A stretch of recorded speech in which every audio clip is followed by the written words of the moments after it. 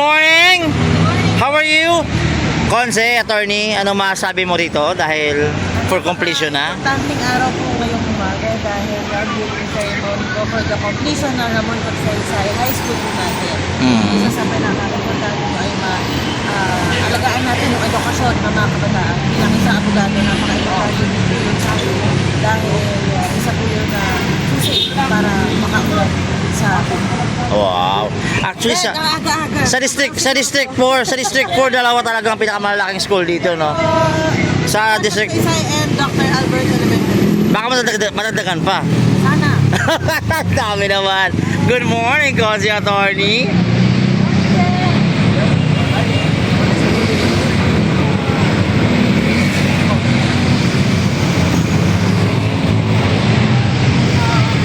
Yun. Good morning. Ba't sumasayaw? Hi, Ma'am Hana. Good morning. Ang dami niyong school. Ang dami niyong school. Oo. Ang gaganda. Oo. Siyempre. Conse, ano mga sabi mo dahil magtatayo na naman to? Muna itong ano. High school ba? High school ba? Galing ngayon eh. Matatapos na Ramon Magsaysay. Soon.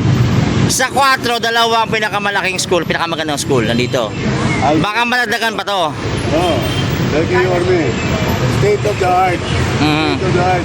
Facilities. Pang ano, world class education. Ayun. Galing ngayon school. Vision kasi. Oo. Kasama din siyempre yung Bombay doon, di ba? Vision ng Bombay. Lang tayo sa Mumbai. Ano to? High school? High school to? High school? High school? Ma'am Hana, oh.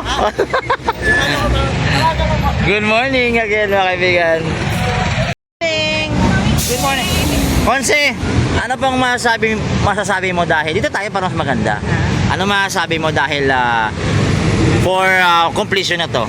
Yes, masaya ako sa maging masaya yung mga batang sampalok sa amin.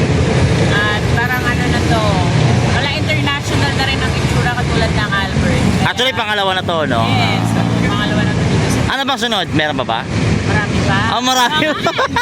Abangan. Kasi si Yormes ko Moreno, kaya abangan niyo po mga batang Maynila. Yan, ating konseng walang pahinga. Good morning. Good morning. Good morning. Ay, good morning. Good morning, mga kaibigan. Dito po ang ating mahal na Yorme. Siyempre ang aking idol, I miss you a lot. Ayun. Ayun, mga kaibigan. So, eto na.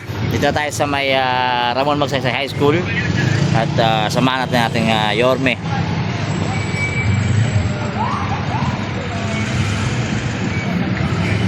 So, pasok tayo.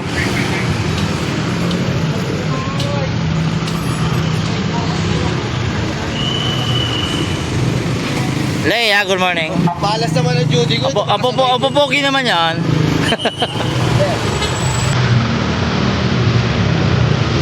Balita. Okay lang. Thank you. Ayan, boss.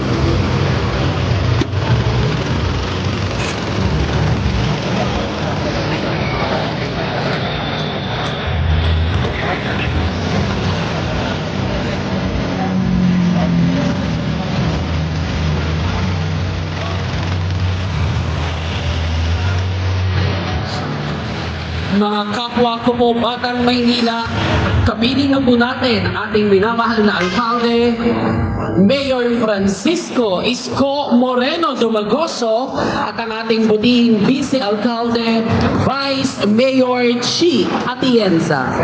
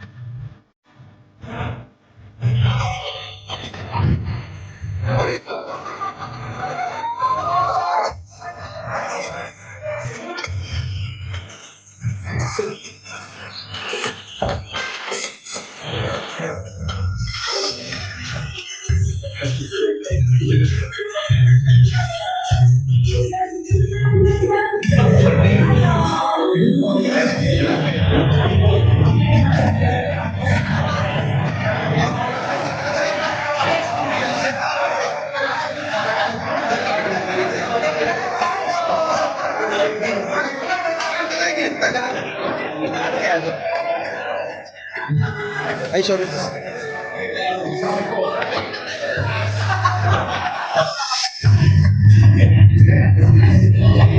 Kabila tayo? Kabila tayo? Maaari po tayo umupo. Magandang umaga po sa ating lahat. Kasama rin po natin our City Engineer Superintendent Dr. Cheryl P. Gayola. Jerry Bay Servancia. Siyempre, ang ama ng I don't know if I'm going to say it correctly. Magsaysay said, those who have less in life must have more in law. Itong araw na ito ay isang patunay na kung saan ang Estado by principle on what Magsaysay said, dapat namumuhunan ng matinding, masinop at mainam sa mga kanyang mamamayan na kailangan ng tugon sa kanilang pangangailangan. We, students and products of public education system, must have more in law. Kaya po sinasabi ni Ma'am Gayola, para daw lasal yung mga itinatatag natin na paaralan. Kaya yung ibang principal natin nandito, ang sabi naman nila sa isipan nila, sana all. Bagay naman na dapat lang. Tingnan po ninyo. Correct me if I'm wrong. Correct me if I'm wrong. Mas mayaman ang gobyerno kaysa sa pinakamalaking korporasyon ng bansa. Yung korporasyon ng bansa, kailangan nilang galingan. Kailangan nila lahat ng may PhD sa mundo to acquire, to better their business, their product, development, R&D, and so on and so forth. To make money. To build something, to create something, to produce something. Kaya karami yung gobyerno tatanggod lang. Walang gagawin. Tiyak magbabayad ng buwis ang taong bayan. So money will come naturally. Kahit sinong leader, kahit Chobo ilagay mo sa liderato, darating at darating. Because there are only two certain things in this world. Debt and taxes. So that's why I said, mas mayaman ang gobyerno. In the right perspective. The question is, how do we spend our money, people's money, efficiently and effectively? That is a question belongs to our leaders. Pwede naman natin yung sinasabi ni Robert, pwede ko itong pirahin. Mangyari by June, tapos to. Kaya lang kabayan yung lalaki.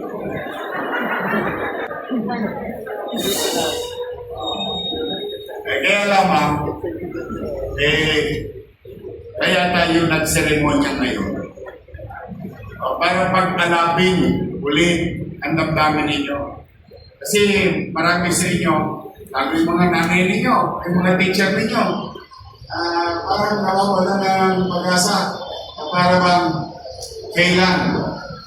Kailan? Hindi makatingin ng kasiguruhan. Sapagkat, well, among ourselves, as Manilans, alam natin, bakit yung Albert, mas malaki pa yun? Pandemya. Kasagsagan ng pandemya. 2 taon lang na todas. Napakinabangan muli naman. Pagpasensyahan nyo na, awalay lang ako saglit. But today is a ceremony to light the fire again. Yung 3 taon ninyong natingga, I'll make sure through our engineers, architects, construction workers, we'll make sure the barangay officials, to the parents, the faculty, pag hindi ko natapos ng 1 year, sole pera. Tres. At pipilitin ko sa tulong ng SDO family in the region, in the city. By the time dumating kayo dito, notebook na lang ang dala nyo. No more third movement, no more disarray. You're just gonna sit on an upscale public education classroom. In my own little way, I will move heaven and earth. As I have promised, ito alam ng mga chairman, promise sa kanila, nakapakinig sa akin ng kampanya, at saka yung mga taga-Sampalo. Totodasin ko to ng December 2026. Yun ang pangako ko. Hindi ko naman maintindihan pagkadating ko, na lang ang umaagos sa ugat ng Maynila. Wala nang dugo. But then again, I have to give it to people, to the SDO family, to the board. We really try our best na magsubi, magtabi. Because it is a commitment publicly stated by yours truly in the last election. And we will fulfill that promise aside for the Vice Mayor said. And bagay naman na ipinagpapasalamat ko sa mga konsyal ng Maynila. Nandito ang ating konsyal Atty. Lady Quintos, Eunice Castro, Doc Almiron, Ryan Ponce, DJ Bagaching. Pero kalimutan nyo na siya. Mas paborito ko si Hannah Bagaching. Boundary ka na naman. Pero si DJ, pareho kaming takusan. Kami mga batang sansuwi. Bata, hindi alam yun. Kami sansuwi, talungin yung nanay mo. Mami, si Daddy ba sansuwi? Sansuwi. Isang susod, uwi. Because, in married life, soon you'll be marrying somebody. There are only 2 rules in happy marriage. Number 1 rule, wife is always right. Number 2 rule, if you think your wife is wrong, return to rule number 1. Happy wife, happy life. But I'm more excited and happy for the students of Magsaysay and the faculty and to the community. Of course, this is a big task. Alam niyo itong mga pinagkagawa namin. Mario, Manila Science, Albert. Ano yan eh? Masyadong mataas na pangarap sa isang pampubliko. But then again, as I said, bakit may pera naman tayo? Hindi gawin natin, when we try to cure and address the universally accepted student-teacher ratio in a classroom, we don't address it for today. we must address it 10 years from now at isabay natin yung population growth sa construction growth of space. And before we know it, come the next leaders who will follow me will have a better school environment to live.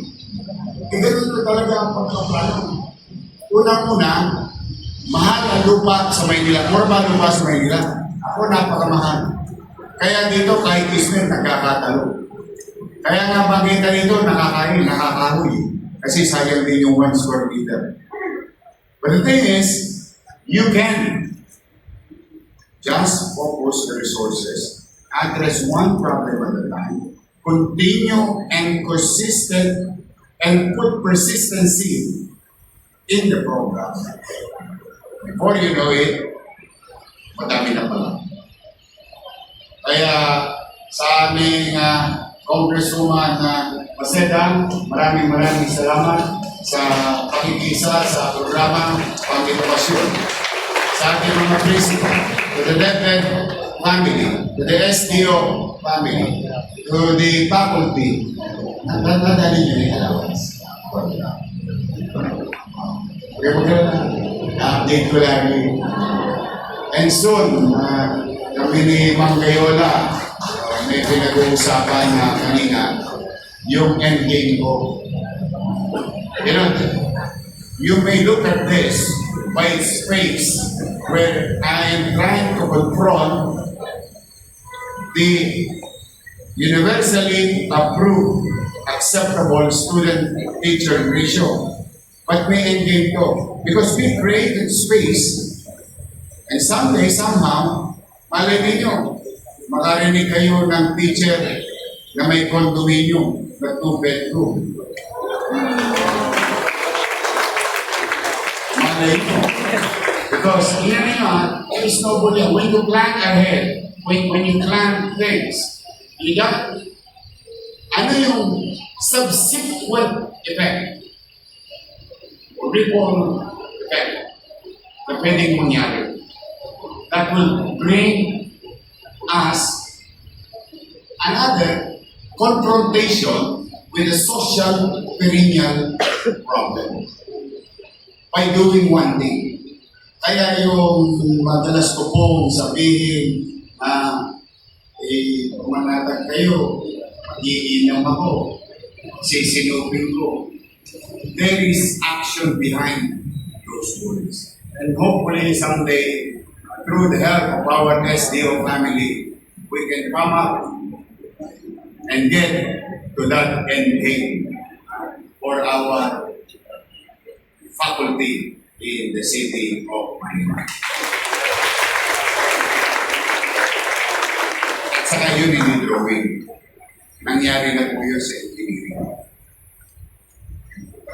Nangyari na po yun sa Manila Health Department.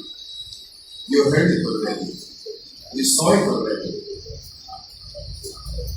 At nangyari sa ordinaryong mamamayan.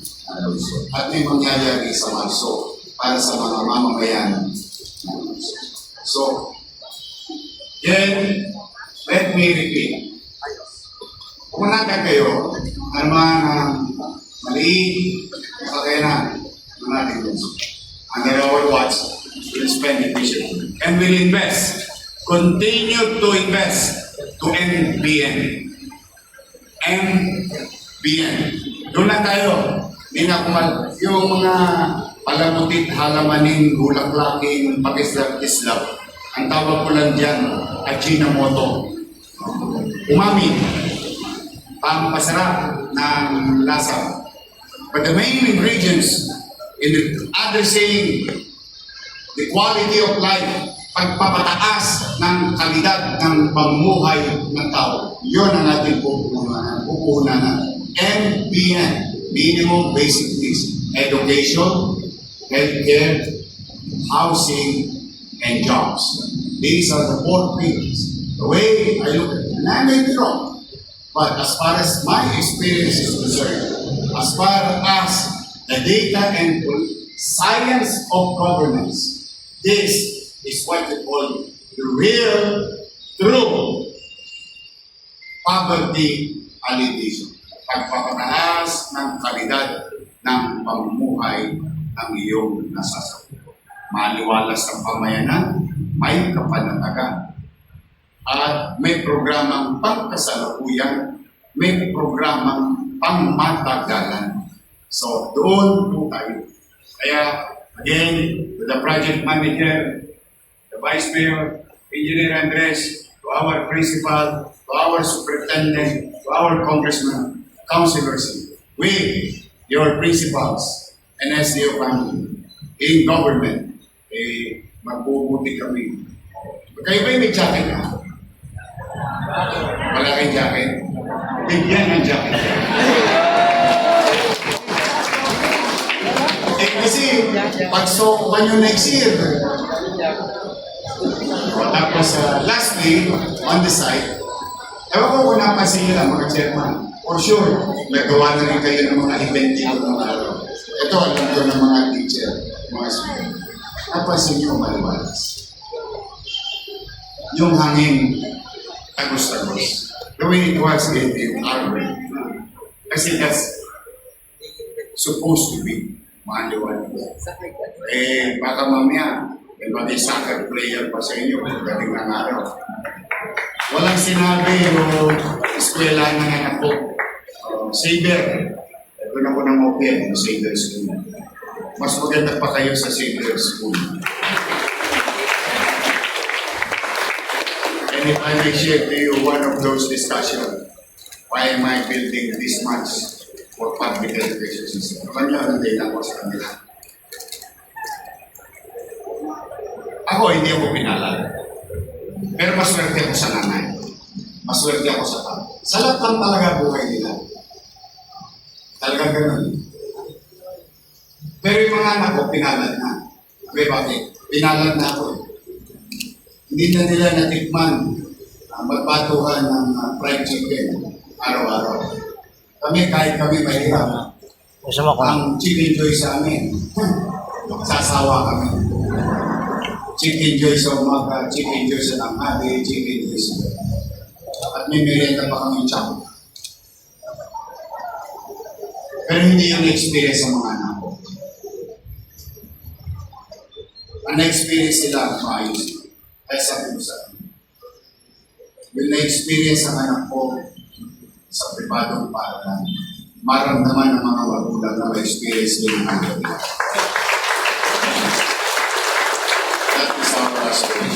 That is our. Kaya po sa mga teacher, maraming salamat sa pagpapasisya ninyo. Sa mga bata, ay patawarin nyo na ang lusod ng Maynila. Hindi ko kayo interes pagtayin ng mga nagdaang panahon ng 3 taon. It is not the intention. The intention is to finish it in 2 years. But today, I guarantee you, thank you sa inyo ginawa ninyo kung may. Thank you very much. Now, I assure you, next year, on the same time, we will inaugurate Magsaysay.